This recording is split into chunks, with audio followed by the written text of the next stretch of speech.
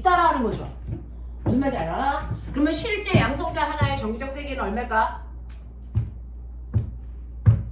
실제 양성자 하나의 전기적 세기가 얼마일까? 우리는 플러스 1이라고 하지만 그건 실제 세기가 아니고요. 간단하게 쓰는 상대적 세기예요. 양성자 한 개의 실제 전기적 세기는 얼마냐면 실제 전하량은요. 1.6 곱하기 10의 마이너스 19승 쿨롬입니다. 그러니 전자 하나가 가지고 있는 실제 전기적 세기가 얼마야? 1.6 곱하기 10의 마이너스 19승 쿨롬의 마이너스 전기를 띠고 있다는 거죠. 알겠어? 알겠어? 네. 근데 어떤 원자를 봤더니 그 안에 있는 원자핵의 전기적 세기가 1.6 곱하기 10의 마이너스 18승 쿨롬이야. 나는 누구일까요? 네요. 네. 이거에 비해서 이거 몇 배 커진 거니? 10배. 10배 커진 거죠. 마이너스 19승이 마이너스 18승 됐으니까. 그러면 양성자가 몇 개 있다는 거니? 10개 있다는 거지. 그러니까 난 누굽니까? 나는 네온입니다. 알겠습니까? 네, 주로 적어가지고 11번 나트륨이 나옵니다. 11배가 기억이 안 나서 10배로 해주는 것 뿐이에요. 11배를 얼마입니까 저거? 16에다가 16을 더하면 17.6인가요? 야, 이 새끼야. 17.6 아니야? 뭐가요? 11배. 1.6이 11배. 네, 17.6. 네. 그래서 17.6 곱하기 10의 마이너스 19승 쿨롬으로 나오면 아, 양성자가 11개 있다는 얘기네? 나트륨이네? 이따위 짓 해야 된다. 무슨 말인지 알겠어? 자, 이런 식으로 양성자 하나와 전자 하나의 실제 전기적 세기가 이렇게 복잡한 숫자야. 자, 이렇게 복잡한 숫자니까 이거를 됐어 11배 또는 20배 하려니까 그렇게 어렵죠. 그러니까 실제 전하량 쓰지 말자. 복잡하다. 그래서 우리는 상대적 전하량으로 나타낸다. 양성자 하나의 상대적 전하량을 얼마로 쓴다? 플러스 1. 그러니까 어떤 애가 양성자의 전체 전하량이 플러스 10이라면 양성자 몇 개 있다? 11개 있다. 눈에 보이잖아. 그래서 실제값 안 쓰기로 한 거야. 알겠어? 네. 하지만 실제값의 크기는 이 정도이다. 수능에서요. 이거의 11배 숫자가 나왔어요. 그럼 양성자가 11개 있다는 걸 미로 짐작해라. 알겠습니까? 이렇게 됩니다. 자, 그래서 이런 식으로 원자 속에는 양성자와 전자, 중성자라고 하는 아이로 존재하는데 원자라는 건 양성자와 전자의 개수가 같아 정기적으로 중성의 상태만을 이른다. 납득하죠? 납득하죠? 자, 그 중에서 원자 번호만큼의 양성자를 가지고 있고 원자라면 전자의 개수도 같다. 자, 그러면 실제 전자는 그래. 실제 질량은 이것도 한숨이 쉬어져죠.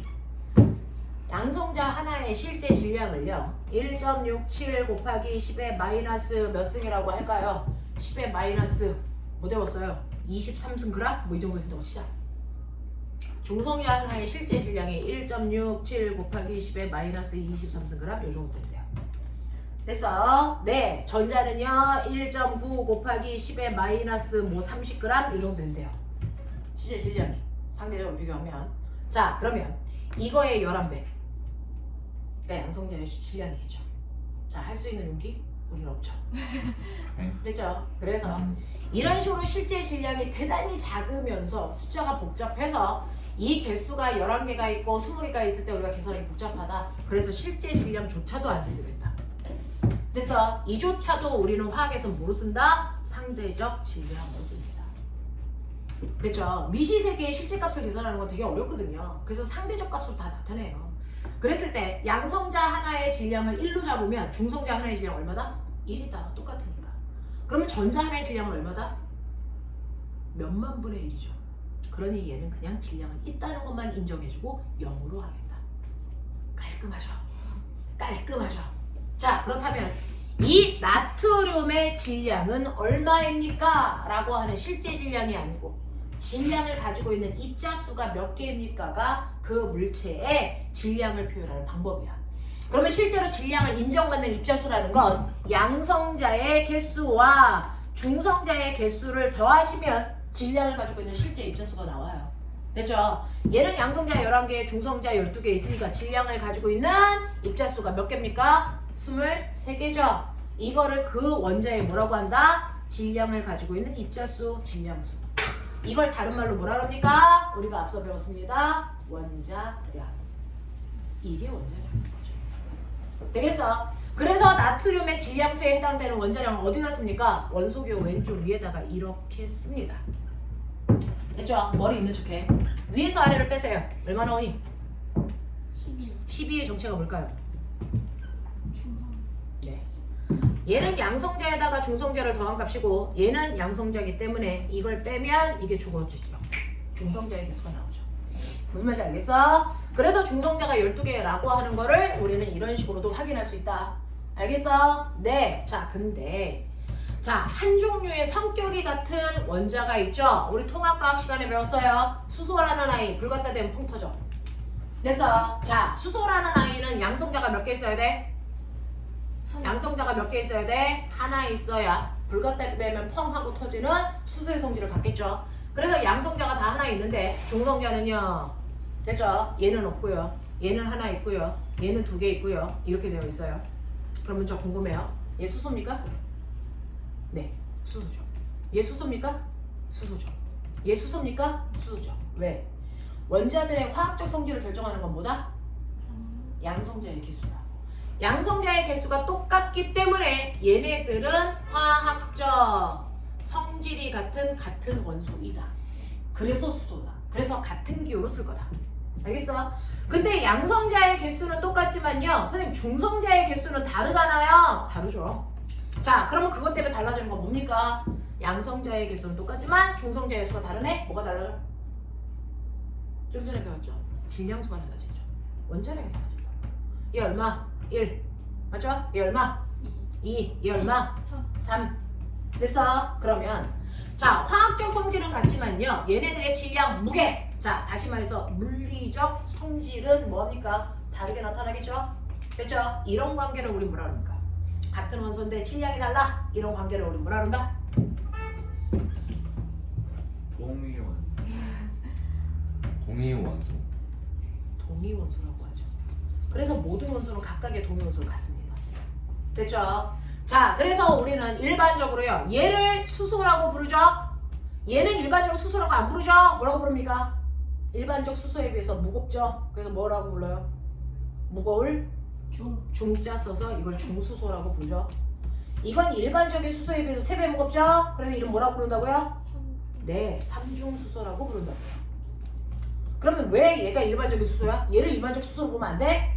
그건 전체 수소 중에 얘가 차지하는 비율이 90%, 얘가 5%, 5%이기 때문에 얘를 기준으로 잡는 거예요. 알겠습니까? 그러면 선생님, 왜 존재하는 비율은 달라요? 같은 수소인데. 됐어? 네. 3분의 1, 3분의 1, 3분의 1씩 존재하면 안 돼요? 왜 얘가 무려 90%나 존재합니까? 그건 이 세 가지 구조 중에 이 구조가 가장 뭐하기 때문이다? 안정적인 상태이기 때문이다. 상대적으로 얘기하면 이 상태는 대단히 뭐하다? 불안정하다. 그래서 존재하는 아이가 별로 없다. 이 얘기입니다. 그러면 헬륨도 동위원소가 있었죠? 우리 통합과학 1단원에서 했었다 이 새끼들아. 빅뱅 하면서 했었다 이 새끼들아. 그랬어요. 너무 오래전이다. 보고 싶다. 자, 헬륨의 동위원소 있었죠? 헬륨은 원자번호 몇 번? 1번. 아 2번. 성경. 이거 헬륨 원자번호 2번. 양성자 몇 개? 맞아. 자, 양성자가 2개. 그래서 양성자가 2개 있어요. 그래서 우리는 헬륨이라고 합니다. 자, 근데 중성자는요? 얘 1개, 얘 2개 있어요. 이런 식으로. 그럼 우리가 일반적으로 헬륨이라고 할 수 있는 아이는 존재 비율이 큰 애겠죠. 이 존재 비율은 여러분들이 대단히 낮게 배울 겁니다. 문제에 주로 나오거든요. 얘가 75%, 얘가 25% 존재합니다. 그래서 우리는 얘를 일반적 헬륨이라고 하고요. 원자번호는 2번이고 질량수 얼마니? 질량수 얼마니? 4죠. 됐죠? 얘는 원자번호 2번이고 질량수가 3이죠. 동위원소 관계. 그래서 구별하기 위해서 얘는 헬륨 3, 얘는 헬륨 4, 얘는 헬륨 3이라고 읽겠죠. 알겠습니까? 이런 식으로요. 각각의 중성자의 개수가 달라서 존재 비율이 다른데 꼬맹아. 그러면 왜 얘가 안정적인 거야? 얘가 안정적인 이유. 실제로 작은 원자의 공간 안에 양성자들끼리는 반드시 뭐가 작용한다? 밀어내는 청력이 작용한다. 그 청력을 최소한으로 주시기 위해서는 양성자와 양성자 사이의 거리를 벌리기 위해 뭐가 필요하다? 뭐가 필요하다? 중성자가 필요하다. 됐어? 그러면 이 좁은 공간 안에 효율적으로 벌리기 위해서는 최소한의 중성자만 넣어야 되겠죠? 몇 대 몇의 비율이 가장 안정적 비율이다? 1대1. 양성자와 중성자가 1대1의 비율이 가장 안정적이다. 그래서 얘는 1대1이 안 되기 때문에 불안정하다. 얘는 안정적이다. 그러면 1대1이려면 얘는 이게 안정적 구조 아닙니까? 근데 왜 얘가 안정적입니까? 있었을 때가 얘는 양성자가 하나밖에 없어. 청력이 작용하지 않기 때문에 중성자를 넣을 필요가 없었던 거죠.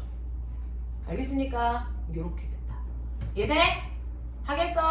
네! 여기까지 잠깐만 끊었다가 두 번째 연결할게.